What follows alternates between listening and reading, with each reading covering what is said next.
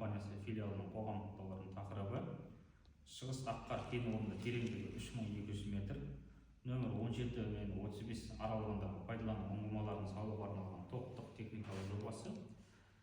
Екіншісі Шығыс Аққар кен орнында нөмір 53-1 ұңғымасын кесу әдісімен бүйірлік оқпанды бұрғылауға арналған жеке техникалық жобаны түзету.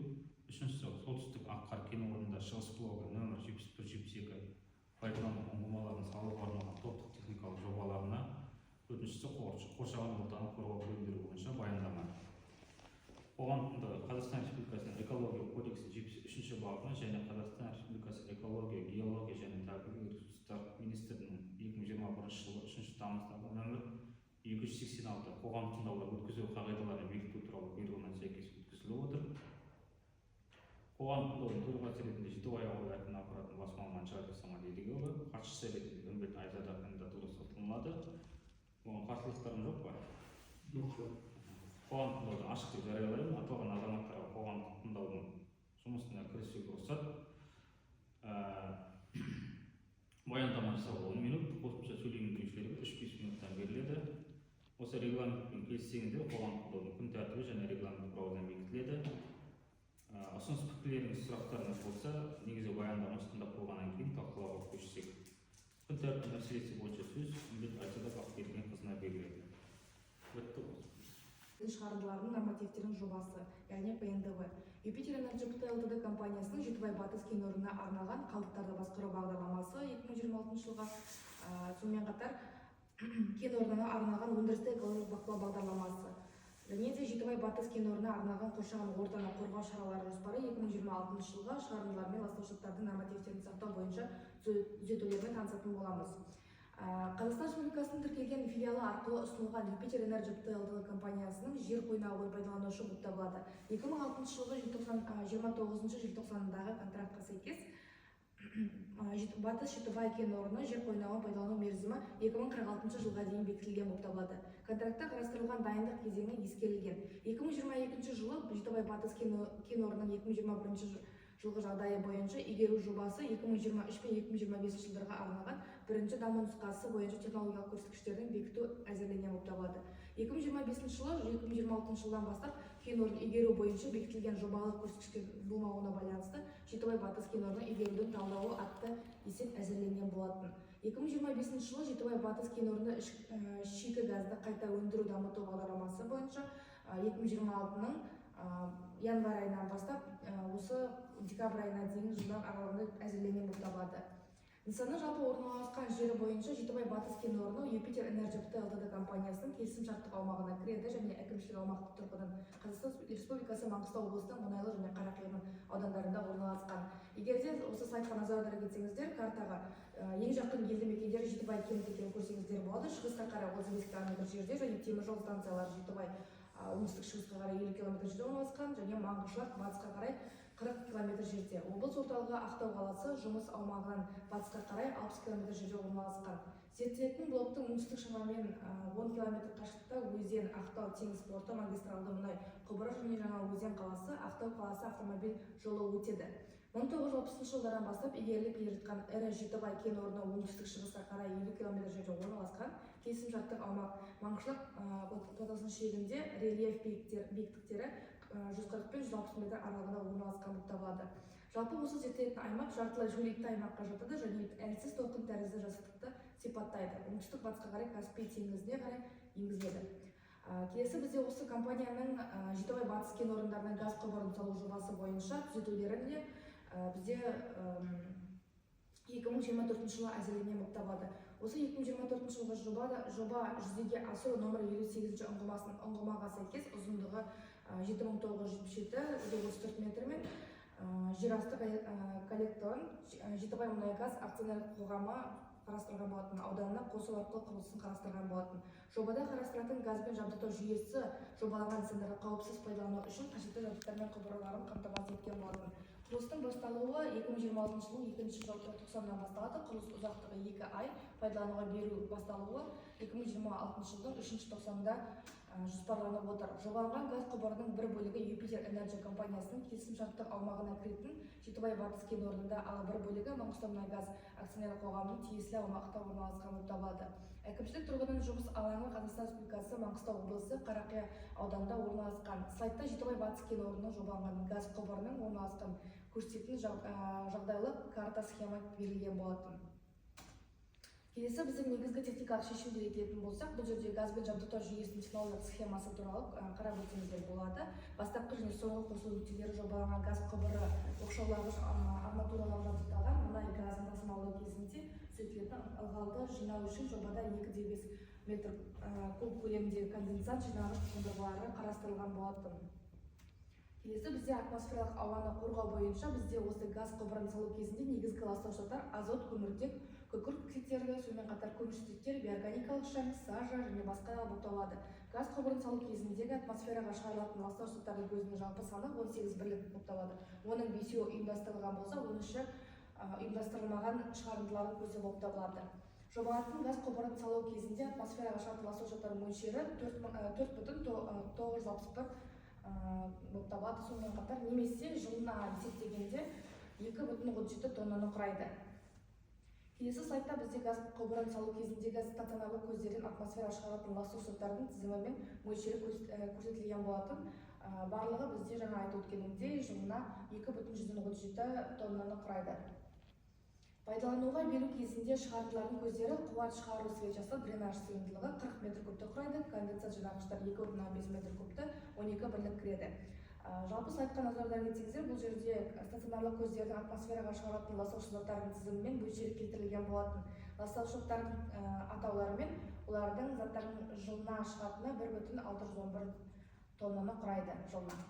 Келесі бізде тұрғын аймақтардағы максималды жергілікті концентрациялар және атмосфералық ластануға ең үлкен үлес қосатын көздердің тізімі туралы айтатын болсақ, бұл жерде бізде жобалау нормаларына сәйкес Қазақстан ластаушы заттарының атмосфералық ауа сапасына әсерін бағалау үшін математикалық модельдеу қолданылады.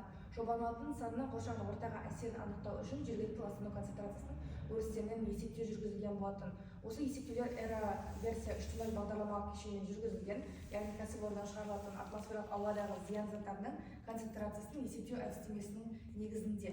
Атмосфералық ауадағы ластаушы заттардың шағу есептері арқылы кәсіпорындағы барлық көздерін шығатын ластаушы заттардың максималды концентрациясы және максималды концентрациялық жету қашықтықтары анықталған болатын. Ластаушы заттардың шығарындылары бойынша есептеулердің нәтижелерін талдау көрсеткендей, санитарлық қорғау аймағы шегінде ластаушы заттардың концентрациясы рұқсат етілген нормалардан аспағандығын дәлелдеген болатын. Келесі бізде су тұтыну және су шығару бойынша жобаланған газ құбырын салу негізінде техникалық ауыз су және шаруашылық тұрмыстық қажеттіліктерді қамтамасыз ету үшін техникалық және ауыз су пайдаланылады. Беткі және жерасты көздерден өз су алу көздері жоқ, су қамтамасыз ету әкелінетін сумен жүзеге асырылады. Ауыз су қажеттері үшін Жетібай поселкесіне жеткізілетін бөтелкедегі су қолданылатын болады. Құрылыс кезеңінде су көзі ретінде жұмыстардың жүргізетін орнына ең жақын елді мекен автокөлікпен әкелетін су пайдаланылады. Техникалық және шаруашылық тұрмыстық қажеттіліктер үшін Қопак поселкесінің бар су ұңғымаларын су пайдалану қарастырылған. Басқа су көздері жоқ. Жаңа су алу жүргізілмейді. Ауыз су келесі мақсаттарға пайдаланылады, яғни қызмет көрсететін персоналдың тұрмыстық ауыз су қажеттілігін қанағаттандыру, техникалық су өндірістік қажеттіліктерге жұмсалады, бетон жұмыстары үшін, сонымен қатар рекультивация жүргізу кезеңінде өртке қарсы мақсаттар үшін қолданылады. Жалпы осы жобада нысандардың салу кезінде су тұтыну және су шығару бойынша жалпыланған мәліметтер бойынша жұмыс түрлерін жаңа атап өткенде тұрмыстық ішімдік қажеттіліктер, бетон жұмыстарына, жер жұмыстарына, яғни қазу, кері толтыру жолдарды суландыру деген сияқты. Жуып тазалау және гидравликалық сыныптарға қолданылатын болады. Өлшем метр кубпен су пайдалану көлемі шамамен барлығы 395-62 метр кубты тең болып табылады. Жоспарланған объектілерді пайдалану кезеңінде су пайдалану мен су төгіні жоқ екендігін айтып өткіміз келеді. Қалдықтар бойынша Жетібай батыс кен орнындағы газ құбырларын салу кезінде 9 түрдегі өндіріс және тұтыну қалдықтары пайда болады. Қауіпті қалдықтарға бізде қолданылған майлар, май сүзгілері, майлы шүберек, ЛКМ қалдықтары бар ыдыс болып табылады. Қауіпсіз қалдықтарға құрылыс қалдықтары, металл қалдықтары, дәнекерлеу электродтарының қалдықтары, сонымен қатар қатты тұрмыстық қалдықтар, азық-түлік қалдықтары. Қалдықтар жобалық аумақта арнайы контейнерде уақытша сақталып, кейін келісімшартқа сәйкес тасымалданатын болады. Уақытша сақтау мерзімі жинау күнінен кейін немесе қалпына келтіру жоюға дейін 6 айдан аспауы тиіс. Барлық қалдықтар қайта өңдеу немесе утилизация көнбеуге арналған кәсіпорындарға жеткізіледі. Газ құбырларын пайдалану кезеңінде қалдықтар пайда болмайды.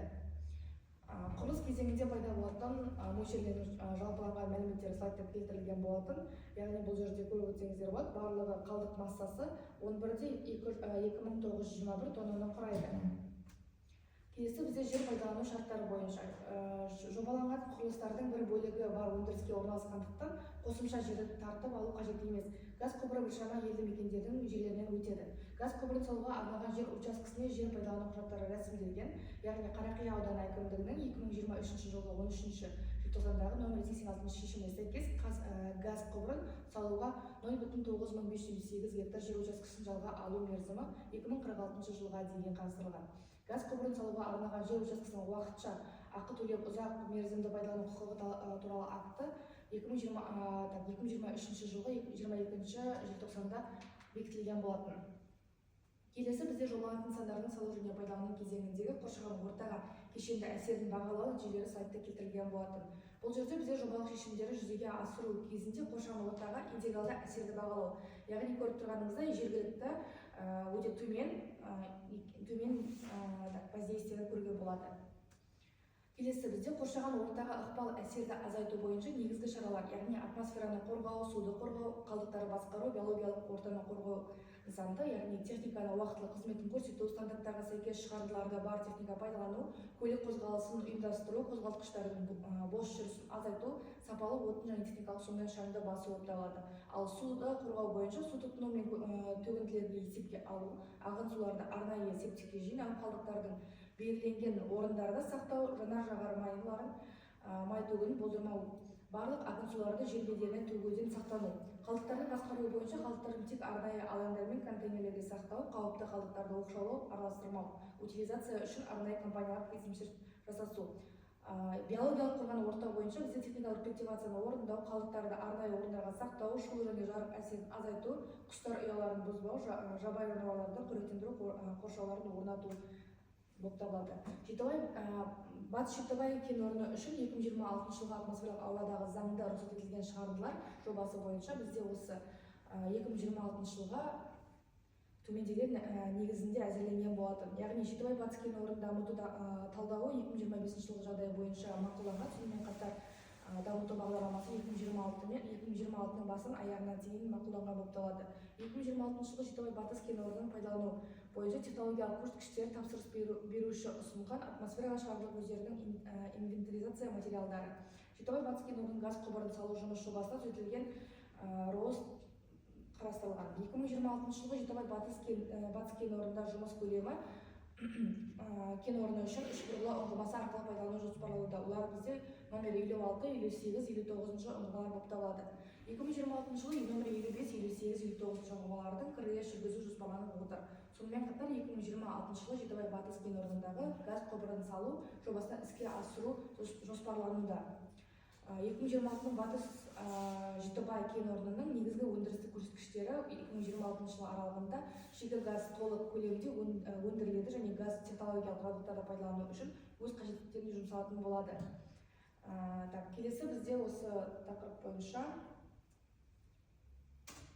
2026 жылғы Жетібай батыс кен орнында шикі газ балансы туралы айтып өтсек болады. Бұл жерде шикі газды утилизациялау 100% болып табылады. Сонымен қатар шикі газды факелдер өртеу көлемдері өлшем бірлігі барлығы кестеде келтірілген. 2026 жылы батыс кен орнындағы барлығы 47 ластауыш заттар шығарындылар көздер жұмыс істейтін болады. Оның ішінде 17 ұйымдастырылған және 30 ұйымдастырылмаған болып табылады. Оның ішіндегі номер 58 ұңғымасындағы факелдік қондырғыға газы жабдық қарастырылмаған болып табылады. Келесі бізде осы атмосфераға шығатын ластауыш заттардың тізімі мен сипаттамасы туралы айтатын болсақ, бізде атмосфералық ауаға 1-ден 4-ші қауіптілік кластарға жататын 19 атаулы ластауыш заттар шығарылған болатын. Атмосфералық ауаны ластауыш заттар негізгі азот диоксиді, көмірсутек оксиді, көмірсутек және С1 мен С5 көмірсіздіктері болып табылады. Жітібай батыс кен орнындағы 2026 жылдағы эксплуатация кезінде атмосфераға шығаратын ластауыштардың тізімі кестеде келтірілген болатын. Барлығы ластауыштардың шығарындыларының жылына 117,84 тоннаны құрайды. Келесі бізде Жітібай батыс кен орнындағы өндірістік қызмет кезіндегі атмосфералық ауаның сапасына ластауыштардың әсерін бағалау үшін жаңағы эра версия 3.0 бағдарламасы кешені арқылы өткізілген болатын. Талдау көрсеткендей, санитарлық қорғаныс аймағында концентрациялары көрсетілген нормадан аспаған. Өндірістік алаңның Жітібай батыс кен орнында бізде эксплуатация кезеңінде шығарындылардың нормативтік көлемдері 117,84 тоннаны құрайды, ал Жітібай батыс кен орнында газ құбырларын салу кезеңінде 6119 тонна жылына құрайды. Келесі бізде одағы есептелген программа арқылы изаландырған көрсетілген жағдайлық карта схемаларды танысып өтсеңіздер болады. Келесі бізде осы компанияның Жітібай батыс кен орнында 2026 жылға арналған қалдықтарды басқару бағдарламасы туралы айтып өтеміз. Компанияда қалдықтардың жұмыс шығарыстар жүйкасын қолданыстағы нормативтік құқықтық актілері мен халықаралық стандарт талаптарына сәйкес жүргізіледі. Компанияда қалдықтар жинақтау, сақтау және шығару бойынша нақты жүйе қалыптасқан болып табылады. Қалдықтарды басқару дегеніміз олар пайда болған сәттен бастап соңғы жойылуына дейінгі жүзеге асыратын операцияларды білдіреді. Келесі бізде қалдықтарды басқару жүйесі бойынша тағы мақсатты көрсеткіштер. Қалдықтарды басқару бағдарламасы мақсатты көрсеткіштері бұл нақты кезеңдерде өндірістік және тұтыну қалдықтарының қоршаған ортаға теріс әсерін азайтуға бағытталған іс-шаралар кешенінің күтілетін нәтижелерін сандық және немесе сапалық мәндер арқылы анықтайтын көрсеткіштер болып табылады. Қалдықтарды өтемдеу бойынша Жітібай батыс кен орнының эксплуатациялау кезеңінде компаниясы мамандандырылған кәсіпорындармен келісім-шарттар жасақталады. Содан кейін ғана жерге көмегі береді. Қалдықтардың түрлерінің сипаттамасы осы 2026 жылғы 10 түрлі қалдықтың түрлеуімен сипатталған болатын. Өндірістік қалдықтар Жітібай батыс кен орнының эксплуатациялау кезеңінде түрлеуге болады. Бізде қауіпті қалдықтардың 8 түрі, қауіпсіз емес қалдықтар 6 түрін қарастырылған болатын және 3-ші талаптардан алынған қалдықтар жоқ. Жиналған қалдықтар болмайды, қалдықтардың көмуге ұшырағандары да болмайды. Жітібай батыс кен орнының эксплуатациялау кезеңінде 2026 жылға арналған жалпы қалдық мөлшері 149-да 0,353 тоннаны құрайды. Келесі бізде осы Жітібай батыс кен орнында айтып өткен қауіпті қалдықтар мен қауіпті емес қалдықтардың жинақтық лимиті келтірілген болатын. Қауіпті қалдықтар 149,271 тонна жылына құрайды, қауіпті емес қалдықтар 7,1082 тоннаны құрайды. Яғни оның барлығы қосқанда бізде 149,353 тонна жылына болып табылады.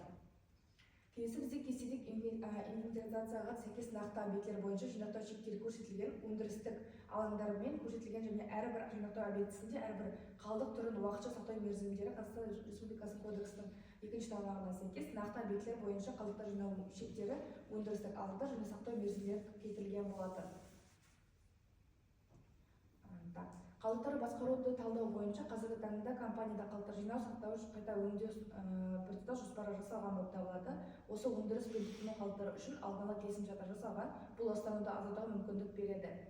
Жітібай батыс кен орнында 2026 жылғы өндірістік экологиялық бақылау бағдарламасы бойынша өндірістік мониторинг түрлері бізде операциялық мониторинг, эмиссиялар мониторингі, әсер мониторингі, мониторинг факторлары негізгі іс-шаралар есебінде бізде эмиссияларды есептеу әдісімен 90-на 1 рет, топырақ мониторингі аналитикалық 1 рет, радиациялық мониторинг аналитикалық, флора және фауна визуалды, қалдықтар келісім-шартпен күнделікті бөлек жинау, уақытылы шығару, су пайдалану, келісім-шартта күнделікті шығын есептеу болып табылады.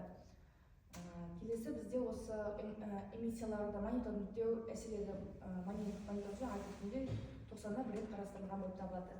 Біздің мақсатымыз яғни осы зиянды заттардың атмосфераға шығуын және ластауыш заттардың төгілуін нормативтерге сәйкес бақылау, табиғатты қорғау шаралары 2026 жылға слайдта көрсетілгендей Жітібай батыс кен орнының келесі іс-шаралар қарастырылған. Нормативті көрсетілген шығарындылар мен төгулерді сақтау, атмосфераға, ауаға, топыраққа, су объектілеріне әсерді бақылау, радиациялық фонды мониторингтеу, өндірістік процестерді бақылау және лимиттерді сақтау, қоршаған ортаны қорғау бойынша жүйелі есеп жүргізу.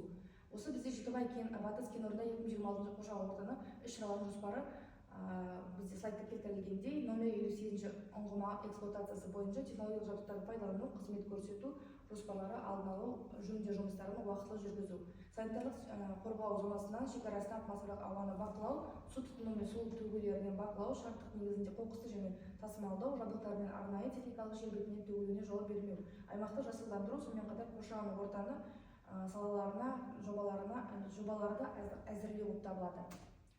Назарларыңызға рахмет. Осымен баяндаманы аяқтаймын. Баяндамашыға ұсыныс пікірлер сұрақтар болса. Саламатсыздарма, департамент экологиядан сұрақ бар еді. Мана дұрыс естілмей қалды, соңында қосылып едім ғой. Нормативтерді қайталап жібересіз ба? Нормативы выбросов и лимиты накопления отходов. НДВ бойынша проект. Эксплуатация бойынша, да? Сосын РОС бойынша өткізіп жатсыз ғой, да? Рабочий проекттер бойынша. Иә. Я рабочий проект бойынша тоже айтып жіберсеңіз. Тек лимиттерін, общий лимиттерін айтсаңыз болады. Общий лимиттер.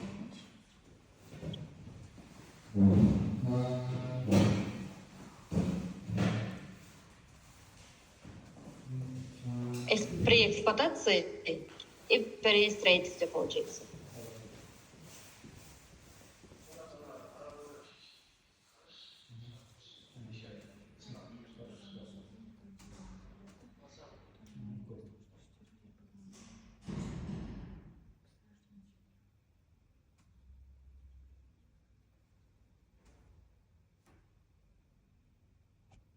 Так, құрылыс кезеңіндегі, да? Және эксплуатация кезеңінде бар? Иә, общий. Жетібай батыс кен орны, яғни бізде осы эксплуатация кезеңінде 117-те 8424-1 тонна жылына. Ал Жетібай батыс кен орнына газ құбырын салу бойынша құрылыс кезеңінде заттарды шығарылған нормативтік көлемдері 2,377 тоннамен қарастырылған. Ал эксплуатация кезеңінде 1,611-9-ды. Барлығы бізде шамамен құрылыс кезеңінде 2,377 тонна, ал эксплуатация кезеңінде 119-да 45 тоннаны құрайды жылына. Бұл Жетібай бойынша, да? Иә. Басқа сұрақ бар ма? Жоқ. Басқарманың экологиядан жоқ басқа, да?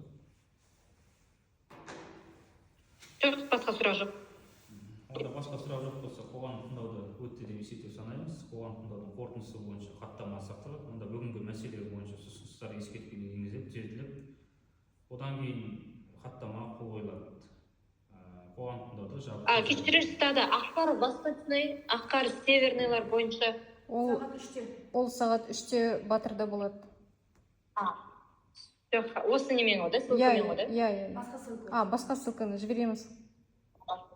Все, хорошо. Рахмет.